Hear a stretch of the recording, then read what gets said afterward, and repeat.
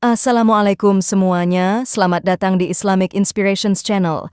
Hari ini saya akan menceritakan kisah seorang prajurit wanita bernama Bella yang tak sengaja memicu konflik besar ketika ia berani melawan preman pasar yang memerasnya saat meminta uang parkir dengan nominal yang besar. Dari insiden kecil itu, amarah membawa pada pengeroyokan brutal yang akhirnya membangkitkan kemarahan institusi tentara. Operasi penertiban digelar, premanisme di pasar berhasil dibungkam. Namun, dendam sang pemimpin preman belum usai. Para preman pun membalas dengan menyerang markas tentara dan pertarungan terbesar dimulai. Siapa yang akan keluar sebagai pemenang? Rakyat atau para benalu yang selama ini menghisap ketakutan? Bagaimana kisah selengkapnya? Namun sebelum itu, sempatkan menulis sholawat di kolom komentar supaya komentar itu menjadi saksi, kita mendapatkan syafaat dari Rasulullah nanti di akhirat. Pagi yang cerah di sebuah pasar tradisional terasa ramai seperti biasa. Warga berlalu lalang, sebagian ada yang baru selesai berbelanja, termasuk seorang wanita muda bernama Bella. Ia adalah seorang anggota TNI yang dikenal disiplin dan tegas. Setelah menyelesaikan belanja kebutuhan rumah tangga bersama ibunya, Bella memarkirkan kendaraannya tidak jauh dari pintu keluar pasar. Dengan langkah tenang, ia membantu ibunya naik ke mobil sebelum bermaksud pulang. Namun, belum sempat mobilnya melaju, tiba-tiba 3 orang laki-laki mencurigakan mendekatinya dengan sikap mengintimidasi. Salah satunya berkata, "Ibu, bayar parkir Rp50.000?" Bella hanya diam sejenak, menatap mereka tanpa emosi. Sementara itu, rencana pulangnya mulai terganggu oleh ulah para preman tersebut. Bella tidak langsung merespons permintaan kasar yang dilontarkan oleh salah seorang preman. Ia memilih untuk tetap tenang, menilai situasi dengan kepala dingin, meskipun hatinya mulai tidak nyaman. Dengan gerak pelan namun tegas, ia mengambil uang Rp10.000 dari dompetnya dan memberikannya kepada mereka sebagai upaya untuk mencegah konflik lebih lanjut. "Ini, ambil saja," katanya singkat, berharap mereka puas dan pergi.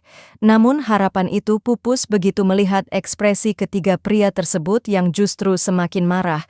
Salah satunya bahkan membentak, "Cuma ini? Kami minta Rp50.000. Bella menahan napas. Ia sadar ini bukan sekadar masalah parkir biasa, melainkan aksi pemerasan terencana yang sudah lazim terjadi di tempat itu. Meski tubuhnya masih diam di balik kemudi, pikirannya mulai bergerak cepat. Ia tahu, jika lengah, situasi bisa semakin buruk. Terlebih dengan ibunya yang duduk di sampingnya tak berdaya. Namun, Bella juga menyadari ia tidak bisa terus-terus mundur hanya karena ancaman para preman. Pertaruhan harga diri dan keadilan mulai bergema dalam benaknya. Dan ternyata, para preman pun tidak puas hanya dengan kata-kata. Tak lama setelah penolakan mereka, sebuah batu kecil melayang dan menghantam kaca mobil Bella, memecah ketegangan menjadi aksi nyata. Saat itulah Bella memutuskan, "Cukup sudah." Batu yang menghantam kaca mobil Bella tidak hanya meninggalkan goresan fisik, tetapi juga memicu amarah yang sempat ia tahan. Dengan gerakan cepat namun terkendali, Bella membuka pintu mobil dan turun. Ia berdiri tegak di hadapan ketiga preman yang masih berdiri dengan ekspresi sombong. Tatapan matanya berubah dingin, tajam, penuh tekad.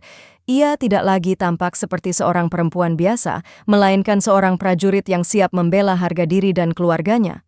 "Kalian pikir bisa seenaknya seperti ini?" ujarnya pelan, namun syarat ancaman.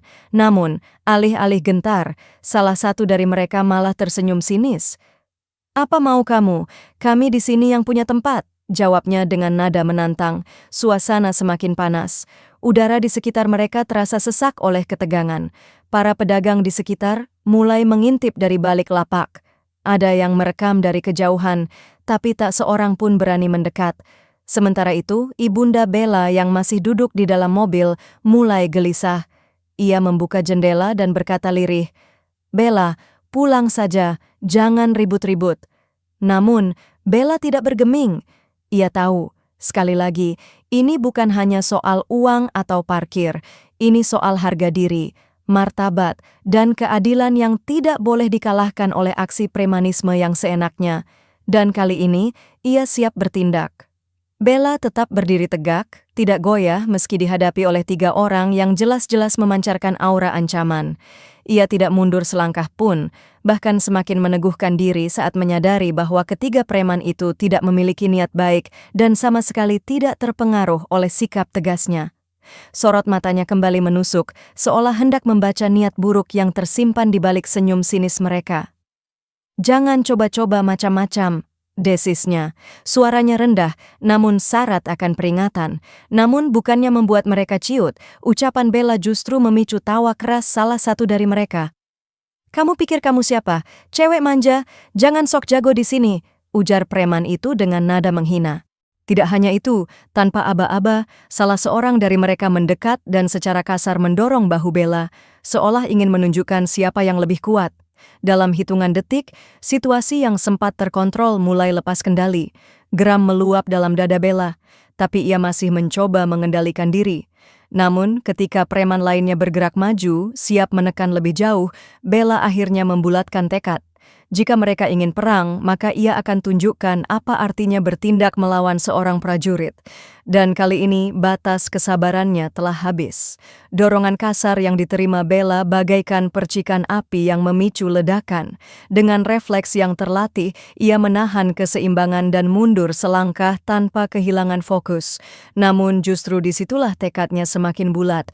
Ia tidak akan diam, diperlakukan seperti korban lemah. Matanya tetap tajam menatap satu persatu wajah para preman yang masih berdiri dengan raut sombong. Tak satu pun dari mereka tampak goyah oleh kehadirannya. Mereka bahkan mulai melingkari Bella dengan langkah pelan namun penuh ancaman, seolah hendak menguji seberapa besar nyali wanita muda itu. "Kamu pikir karena kamu cewek, kami harus hormat? Salah tempat ya?" ucap salah seorang dari mereka dengan nada meremehkan. Bella tidak menjawab, ia hanya menguatkan postur tubuhnya, siap jika sewaktu-waktu serangan fisik datang. Tapi dalam diam, ia juga menyadari sesuatu. Musuh di hadapannya bukan hanya 3 orang preman biasa. Mereka adalah simbol ketidakadilan yang sudah terlalu lama meraja di tempat itu. Dan meskipun ia sendiri adalah seorang prajurit yang dilatih untuk patuh pada aturan, kali ini ia yakin membela diri dan keluarga dari premanisme bukanlah tindakan brutal. Ini adalah upaya untuk menegakkan martabat dan kebenaran. Saat itulah gerakan pertama dimulai. Sementara Bella bersiap menghadapi ancaman yang terus membara di hadapannya, ibunya yang masih berada di dalam mobil mulai diliputi kecemasan yang luar biasa. Dari balik kaca yang retak akibat lemparan batu, ia menyaksikan putrinya dikelilingi oleh para preman dengan postur tubuh yang semakin agresif. Keringat dingin membasahi telapak tangannya. Ia tahu, ini bukan situasi yang bisa diselesaikan dengan adu argumen biasa. Situasi ini bisa berubah menjadi sangat berbahaya dalam hitungan detik. Tanpa pikir panjang lagi, Bunda Bella membuka pintu mobil dan turun. Langkahnya gemetar namun dipaksakan. "Bella, pulang saja nak," ujarnya dengan suara parau, berusaha menahan isak.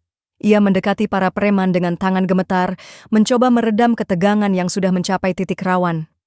"Nak, ambil saja uangnya. Tolong, jangan ribut-ribut di sini." Namun, alih-alih menerima permohonan itu dengan tenang, salah seorang preman malah melangkah maju dan dengan kasar mendorong bahunya hingga ia terjatuh ke aspal. Tubuhnya sempoyongan dan ia tersungkur dengan erangan perih. Pandangan Bella langsung memerah dalam sekejap. Semua usaha untuk menjaga kepala dingin lenyap begitu saja. Ia tidak peduli lagi apakah mereka lebih banyak atau lebih besar darinya. Yang ia lihat hanyalah ibunya yang terluka, harga dirinya yang dilecehkan, dan rasa keadilan yang harus ditegakkan. Saat itulah Bella memutuskan, tidak akan ada lagi mundur satu langkah pun. Belum sempat Ibunda Bella bangkit dari terjatuhnya yang memalukan, Bella sudah melangkah maju dengan langkah tegas dan mata membara. Tubuhnya seakan dipenuhi aliran tenaga baru, tenaga yang lahir dari amarah yang tak bisa dibendung lagi. Ia mendekati preman yang telah berani mendorong ibunya hingga jatuh. "Kau berani menyentuh ibuku?" desisnya dengan suara rendah namun syarat ancaman. Preman itu tersenyum sinis, tidak menunjukkan tanda-tanda takut. "Mau apa? Kamu mau lapor tentara?" ejeknya sambil mengibaskan tangannya dengan sombong. Namun, belum sempat Bella melanjutkan serangannya, bayangan gelap dari arah belakang mulai muncul. Sekelompok preman lain yang ternyata telah bersiap di balik kerumunan turun tangan, mengeroyok Bella secara membabi buta di tengah derasnya serangan. Ia hanya bisa berharap bahwa seseorang akan datang menolong. Sementara itu, ibunya yang masih terluka hanya bisa menangis dan memanggil-manggil nama putrinya dengan suara pecah. Dunia Bella saat itu seperti menyusut menjadi medan tempur sepihak, di mana harga diri, martabat, dan nyali harus bertarung melawan brutalitas yang tidak punya rasa belas kasihan. Dalam hitungan menit, situasi di depan pasar berubah menjadi sangat mencekam. Teriakan dan desahan kesakitan dari Bella memenuhi udara yang sebelumnya hanya diisi oleh riuh aktivitas jual-beli. Bella terus berusaha bertahan di tengah serangan para preman yang jumlahnya semakin banyak. Tubuhnya mulai lemas, napasnya tersengal, namun insting prajuritnya masih memaksanya untuk tidak menyerah begitu saja. Ia sempat melancarkan beberapa serangan balik yang cukup membuat lawan mengeluh kesakitan. Tetapi, keunggulan jumlah musuh terlalu besar untuk bisa ditangani seorang diri. Di saat bersamaan, ibunya yang mencoba merangkak mendekat hanya bisa menangis terseduh-seduh, tak berdaya melihat putrinya dikeroyok tanpa ampun. "Bella, Bella," panggilnya dengan suara serak, tetapi suara itu tenggelam dalam kegaduhan. Para pedagang yang menyaksikan dari kejauhan hanya bisa menutup wajah atau menyembunyikan diri di balik lapak mereka. Tak ada yang berani turun tangan. Rasa takut terhadap premanisme telah membekukan nurani mereka. Akhirnya, setelah amukan para preman terasa cukup, mereka mundur satu persatu, meninggalkan Bella yang tergeletak lemas. Dengan langkah congkak, mereka beralih ke mobil. Bella dan ibunya merusak bagian bodi, memecahkan kaca, dan mencabut kabel mesin sebagai bentuk ancaman terakhir, ujar salah seorang saksi. Setelah semuanya usai, suasana kembali sunyi yang dipenuhi rasa ngeri. Tidak lama berselang, beberapa warga akhirnya berani mendekat. Mereka membantu mengangkat Bella dan ibunya yang terluka, lalu membawa keduanya ke rumah sakit terdekat untuk mendapatkan pertolongan medis. Berita tentang penyerangan yang dialami Bella dan ibunya menyebar cepat dari mulut ke mulut hingga ke media sosial. Peristiwa itu memicu gelombang emosi di kalangan masyarakat sekitar, terutama di antara mereka yang selama ini diam karena takut. Namun, bagi Mayor Hadi, Komandan Bella, kabar tersebut bukan sekadar informasi. Itu adalah seruan untuk bertindak. Seorang anggota yang ia percayai, seorang prajurit yang telah dilatih untuk melindungi rakyat, justru menjadi korban aksi premanisme. Baginya, ini adalah penghinaan terhadap martabat institusi, sekaligus pelanggaran berat terhadap nilai-nilai kemanusiaan. Tak lama setelah mendapat laporan lengkap, ia memerintahkan pasukannya untuk bersiap. Tidak ada waktu untuk menunggu atau berkompromi. Aksi premanisme yang sudah terlalu merajalela harus diakhiri, katanya dengan suara tegas namun tenang. Ia berkata kepada anak buahnya, "Kita tidak akan membiarkan rakyat hidup dalam ketakutan. Kita tidak akan membiarkan harga diri salah satu dari kita direndahkan oleh orang-orang seperti mereka." Pagi belum sepenuhnya menjelma ketika puluhan pasukan bergerak menuju pasar, siap melakukan operasi penertiban yang akan mengubah suasana biasa menjadi medan penegakan disiplin dan keadilan. Keesokan harinya, suasana pasar yang biasanya riuh dengan tawar-menawar harga berubah menjadi tegang dan mencekam. Langit masih diselimuti kabut pagi ketika rombongan tentara berseragam lengkap tiba di lokasi. Langkah kaki mereka yang berirama menggema di jalan aspal, disertai derap tegas dari puluhan pasukan yang siap menjalankan misi. Senjata tergantung rapi di bahu, helm dan rompi pengaman melengkapi penampilan mereka yang memancarkan ancaman sekaligus perlindungan. Suasana seperti membeku begitu para pedagang menyadari bahwa hari ini bukanlah hari biasa. Johnny, sang preman penguasa pasar, dan anak buahnya tidak bisa menyembunyikan keterkejutan meskipun mencoba tetap tampak sombong. Mereka berdiri di depan dengan sikap defensif, seolah menantang kehadiran pasukan tersebut. "Kalian pikir kalian bisa main datang seenaknya? Kami juga punya wilayah," ucap salah satu dari mereka dengan nada provokatif. Namun pimpinan pasukan tidak goyah. Dengan suara lantang namun tenang, ia memberikan peringatan terakhir. Ini adalah operasi penertiban. Semua aksi premanisme di tempat ini akan kami akhiri hari ini. Menyerah atau hadapi konsekuensinya. Tidak ada jawaban selain sorot mata tajam dan langkah maju dari kedua belah pihak. Di tengah kerumunan pedagang yang mulai berdatangan menyaksikan pertemuan antara kekuatan militer dan kekuatan kekerasan, jalanan seolah menunggu waktu sampai letupan pertama meledak. Tegangan yang terus membara akhirnya meledak menjadi aksi nyata. Johnny, sang pemimpin preman, tidak bisa menerima begitu saja kedatangan pasukan yang dianggap mengancam kekuasaannya selama ini. Dengan langkah kasar dan sorotan mata penuh dendam, ia maju sendirian menantang pimpinan pasukan. "Kamu pikir kamu bisa datang dan mengambil alih wilayah kami? Ini tempat kami," desisnya dengan nada rendah namun syarat ancaman. Namun lawannya kali ini tidak goyah oleh kata-kata. Pimpinan pasukan menjawab tanpa emosi, "Kami tidak datang untuk merebut wilayah. Kami datang untuk mengembalikan ketertiban dan martabat rakyat yang selama ini dirundung ketakutan."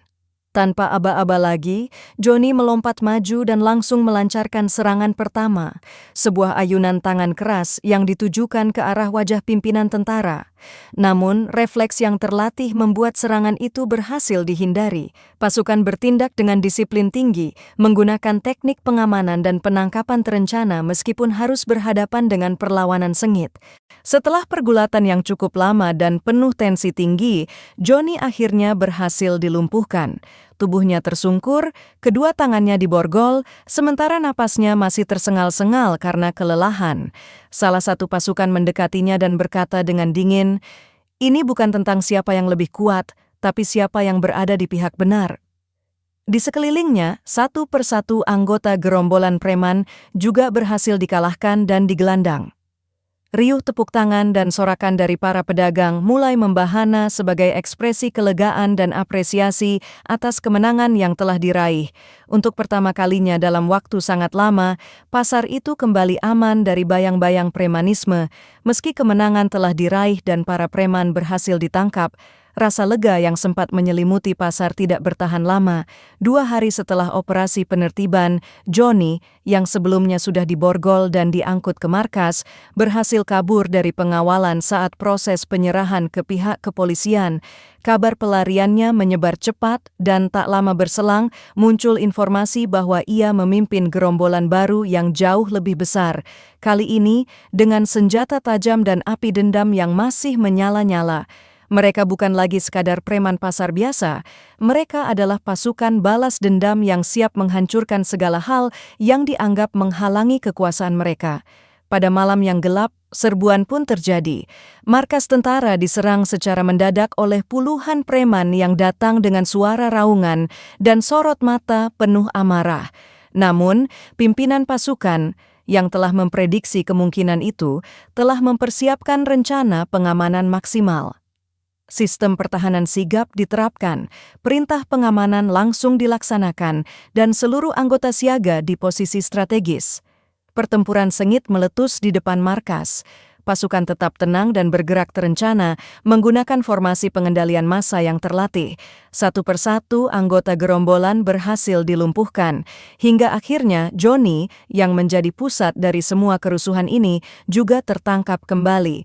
Setelah melawan tentara, ia kemudian diborgol untuk kedua kalinya. Pimpinan pasukan mendekatinya, menatapnya tajam, lalu berkata dengan suara rendah namun pasti, "Ini adalah hari terakhir kamu dan teman-temanmu membuat onar. Setelah ini, hukum yang akan berbicara. Kalian harus bertanggung jawab atas segala kesengsaraan yang telah kalian timbulkan." Langit mulai memerah karena fajar menjelma. Pasar yang semula porak-poranda akibat tekanan premanisme perlahan mulai pulih. Rakyat bisa bernapas lega kembali. Dan di tengah pagi yang sunyi, pimpinan pasukan meninggalkan markas menuju rumah sakit, hendak menjenguk Bella dan ibunya. 2 orang yang telah membayar harga mahal demi memicu perubahan yang kini mulai terwujud.